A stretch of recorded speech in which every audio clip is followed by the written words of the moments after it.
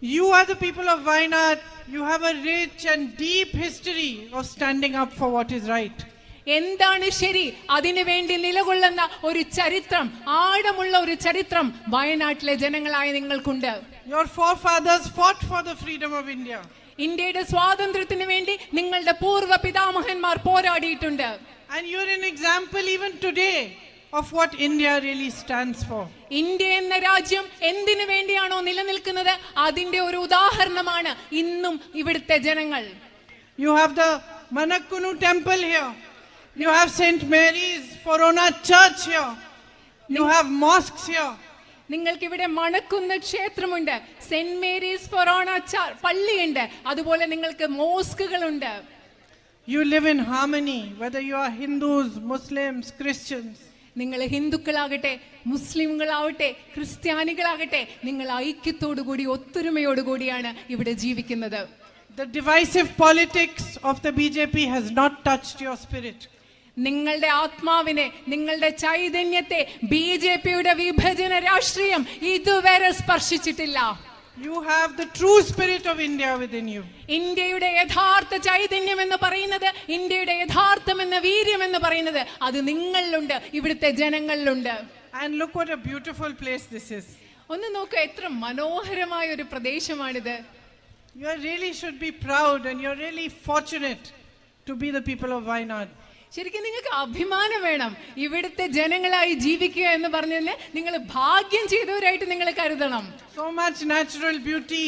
എന്തുമാത്രം പ്രകൃതി സൗന്ദര്യമാണ് ഇവിടെ ഉള്ളത്. So much beauty of spirit. നിങ്ങളുടെ ഉള്ളിന്റെ ഉള്ളിൽ നിങ്ങളുടെ ചൈതന്യത്തിന് എത്രമാത്രം മനോഹരതയാണുള്ളത്. And so much real potential. അതുമാത്രമല്ല, എന്തുമാത്രം സാധ്യതകളാണ് ഈ പ്രദേശത്തിനുള്ളത്. And yet I know, and wherever I have been going, I have also been listening to the problems that you are facing. എന്നാലും എനിക്കറിയാം, ഞാൻ എവിടെ പോകുമ്പോഴും നിങ്ങൾ നേരിടുന്ന ബുദ്ധിമുട്ടുകൾ, പ്രശ്നങ്ങൾ എന്തൊക്കെയാണെന്ന് ഞാൻ കേട്ടുകൊണ്ടിരിക്കുകയാണ്. Unemployment is at an all-time high throughout the country. രാജ്യം മുഴുവൻ തൊഴിലില്ലായ്മ എന്ന് പറയുന്നത് ഏറ്റവും കൂടിയ നിരക്കുള്ള സമയമാണിത്. Prices have risen so much that all my sisters over here are having difficulty making ends meet. കാരണം വിലക്കയറ്റം അത്രമാത്രമുണ്ട്. അതുകൊണ്ട് എൻ്റെ ഇവിടെയുള്ള സഹോദരിമാർക്ക് ജീവിതം മുൻപോട്ട് കൊണ്ടുപോകുക എത്ര ബുദ്ധിമുട്ടാണെന്ന് അറിയാം. It's difficult for you if somebody in the family falls sick, if there is a problem, you have to take a loan for someone's education. It's difficult to repay those loans.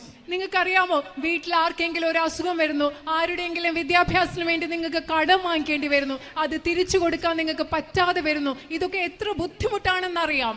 This morning I went to some farms where the farmers are growing banana, pepper, cinnamon. ഇന്ന് രാവിലെ ഞാൻ കുറച്ച് കൃഷി സ്ഥലങ്ങളിൽ പോയി. അവിടെ വാഴ കൃഷി നടത്തുന്ന, കുരുമുളക്, കറുവാപ്പട്ട കൃഷിയൊക്കെ നടത്തുന്ന സ്ഥലങ്ങളിലേക്ക് ഞാൻ ഇന്ന് രാവിലെ പോയി. They are family of many brothers.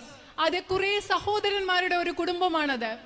So after we had walked around their farms and they had explained to me what the problems and issues are, I asked them, so what is the future you see for yourself and your family? അവിടെ ഞാൻ അവരുടെ കൃഷി സ്ഥലങ്ങളൊക്കെ കണ്ട് അവരോട് കുറച്ച് സംസാരിച്ച് അവിടെ നടന്ന ശേഷം ഞാൻ അവരോട് ചോദിച്ചു, നിങ്ങൾ എന്ത് ഭാവിയാണ് നിങ്ങൾക്ക് വേണ്ടി കാണുന്നത്? And one of them said, what future? I want to sell my land now. I want to move somewhere else closer to the road. അവിടെ ഒരാൾ പറയാ, എന്ത് ഭാവിയാ, ഒരു ഭാവിയും കാണാൻ പറ്റുന്നില്ല, എനിക്ക് എൻ്റെ ഭൂമി വിട്ടിട്ട് റോഡിനരികത്തുള്ള ഏതെങ്കിലും സ്ഥലത്തേക്ക് മാറി താമസിക്കണം. അങ്ങനെയാണ് ഒരു കർഷകൻ പറഞ്ഞത്.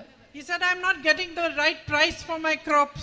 അദ്ദേഹം പറഞ്ഞത്, എൻ്റെ വിളകൾക്ക് കൃത്യമായ ആവശ്യമുള്ള വില എനിക്ക് കിട്ടുന്നില്ല.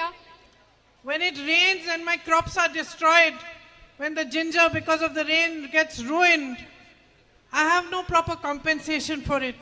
മഴ വന്ന് എൻ്റെ വിള നശിക്കുമ്പോ, ഇഞ്ചിയൊക്കെ മഴയത്ത് നശിച്ചു പോകുമ്പോ എനിക്ക് നഷ്ടപരിഹാരം കിട്ടുന്നില്ല.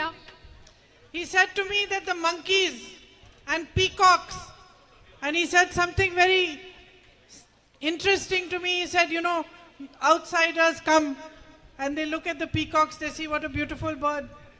But for me it's a problem because they come, they eat my crop. The monkeys are also eating my crop. അദ്ദേഹം പറഞ്ഞ എന്താണെന്നറിയോ, കുരങ്ങുകൾ വരും, മയിലുകൾ വരും, അവയൊക്കെ വന്ന് വിളകളെ നശിപ്പിക്കും. അദ്ദേഹം വളരെ നമുക്ക് താല്പര്യം ഉണ്ടാക്കുന്ന ഒരു കാര്യം പറഞ്ഞു. പുറത്തുനിന്നുള്ള ആളുകൾ വരുമ്പോൾ അവർക്ക് കുരങ്ങ് വരുന്നു, മയിലുകൾ വരുന്നു, ഇതൊക്കെ ഭയങ്കര താല്പര്യം ഉണ്ടാക്കുന്ന കാര്യമാണ്. പക്ഷെ എനിക്ക് പ്രശ്നമാണ്, കാരണം ഇവര് വന്ന് എന്റെ വിളകൾ നശിപ്പിക്കുകയാണ്. And I talked to his neighbor and his neighbor said he has 8 lakh rupees of loan. ഞാൻ അദ്ദേഹത്തിന്റെ അയൽക്കാരനോട് സംസാരിച്ചു. അദ്ദേഹം എന്താ പറഞ്ഞത്? അദ്ദേഹത്തിന് 8 ലക്ഷം രൂപ കടമുണ്ട്. So the farmers of Wayanad who are growing crops like coffee, tea, cinnamon, pepper, nutmeg, all these crops and having beautiful produce are not able to earn enough from their produce. വയനാട്ടിലെ കർഷകർ, നിങ്ങൾ കുരുമുളക് കൃഷി നടത്തുന്നു, കാപ്പി കൃഷി നടത്തുന്നു, തേയില കൃഷി നടത്തുന്നു, ഇതൊക്കെ കറുവാപ്പട്ട കൃഷി നടത്തുന്നു, ഇതൊക്കെ കൃഷി നടത്തുന്ന കർഷകർക്ക് അവർക്ക് കൃത്യമായ വില, അവർക്ക് നന്നായിട്ട് ജീവിതത്തിൽ സമ്പാദിക്കാൻ പറ്റും.